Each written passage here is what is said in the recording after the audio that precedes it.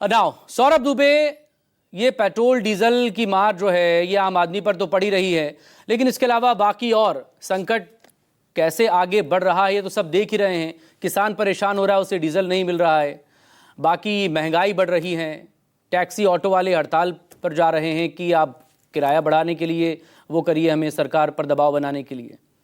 इसका कोई सलूशन है या नहीं? शेर आपको बताना चाहूंगा कि साहिल के सुकून से किसे इनकार है, लेकिन साहिल के सुकून से किसे इनकार है, लेकिन तूफान से लड़ने में मजा और ही कुछ है।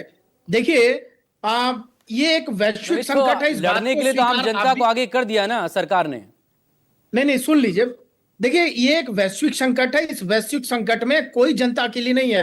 पूरी सरकार जो है वो जनता के साथ है, और जनता की लड़ाई जो है वो सरकार लड़ती हुई दिखाई दे रही है, और जनता को राहत देने का भी काम कर रही है। देखिए क्या होता है, हम जो है ना, जब जबरदस्ती या अननेसेसरी पैनिक होने लगते हैं या पैनिक करने की हमको जो है वो सिचुएशन आ जाती है, वो स्थिति ठीक नहीं है। मुझे लगता है कि जब वैश्विक संकट में पूरा विश्व इस समय, सिर्फ भारत की आप बात करते हैं, भारत तो इस समय सबसे कम जो दाम बढ़े हैं भारत में सबसे कम है। इवन जो चाइना और अमेरिका है उसमें भी 44% अमेरिका के अंदर और चाइना के अंदर 27%, 25% जो है पेट्रोल, 27% डीजल बढ़ गए। तो भारत की जो वृद्धि है वो 4% की है। मैं ये नहीं कह रहा कि लोग जो है उनको जो है चिंता करने की जरूरत है या नहीं है, लेकिन जो सरकार है ईमानदारी से अपना काम कर रही है।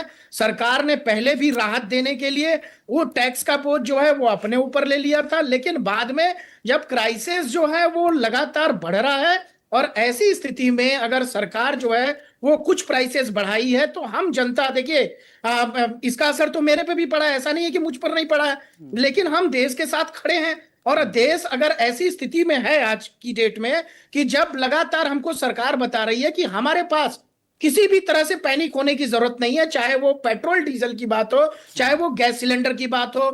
60 दिन का स्टॉक जो है वो पड़ा हुआ है पेट्रोल डीजल का, 45 दिन का स्टॉक जो है वो पड़ा हुआ है हमारे पास जो है वो गैस सिलेंडर का। इसलिए मैं बार बार कहता हूं कि देखिए, जब हम लगातार, जैसे अभी राजीव रंजन जी ने बहुत अच्छी बात कही, उन्होंने कहा कि मैं क्या प्रैक्टिकली अगर इस बात को समझा जाए तो ये प्रैक्टिकली सबको समझ में आनी चाहिए कि एक वैश्विक संकट है। तो ये वैश्विक संकट में सरकार का काम है कि जो कह रहे हैं कि बार बार संकट के समय में सरकार लोगों को राहत देगी या उस संकट में लोगों को छोड़ देगी?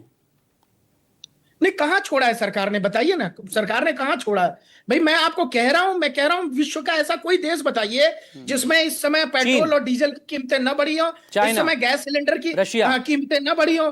देखिए, कारण हमारी वजह से तो कारण नहीं है ना, इस सरकार की वजह से। चाइना का नाम लिया, आप पूछे थे एक देश, मैं कह रहा हूं चीन में एनर्जी क्राइसिस नहीं है, बाकायदा उसके जहाज निकल रहे हैं होर्मुज से और चीन जा रहे हैं पूरा ऑयल लेकर। देखिए, क्राइसिस ना अमेरिका उसे रोक पा रहा है ना चीन रुकेगा, लेकिन हमें अमेरिका डायरेक्ट कर रहा है। हम ईरान से खरीदें ना खरीदें, 1 महीने की छूट हमें रशिया से खरीदने के लिए मिली है, फिर से हम उसे राहत के तौर पर देख रहे हैं। Now please complete. देखिए, मैं कह रहा हूं कि आपने कहा कि रूस और अमेरिका की बात कह रहे हैं, मैं आपसे कहूं कि आज का ये टॉपिक नहीं होना चाहिए था, तो मेरे हिसाब से आप टॉपिक तय कर लेंगे क्या? न्यूज़ 24 चैनल तय करेगा? नहीं करेगा ना। तो रूस और अमेरिका, भारत क्या कहता है वो सुनना चाहिए, रूस और अमेरिका क्या कह रहा है उससे मतलब नहीं है। निश्चित तौर पर भारत एक मजबूत राष्ट्र है और भारत की विदेश नीति बहुत सक्षम नीति है। भारत के विदेश मंत्री जो है बहुत सक्षम मंत्री हैं, और भारत के प्रधानमंत्री जो है बहुत सक्षम प्रधानमंत्री है। और इसीलिए एक अपडेट आपको दे दूं मैं, सौरभ दुबे अंशुवत्स का कमेंट लूं उससे पहले, कि अमेरिकी जो सेक्रेटरी ऑफ स्टेट यानी कि विदेश मंत्री मार्को रूबियो, वो आज सुबह पहुंचे हैं, और ना भारत की तरफ से कोई आधिकारिक बयान आया है, ना वेनेजुएला की तरफ से कोई आधिकारिक बयान इस पर आया है कि वेनेजुएला की राष्ट्रपति अगले हफ्ते भारत आने वाली है, लेकिन मार्को रूबियो ने अपने आने से पहले यह बयान दे दिया था।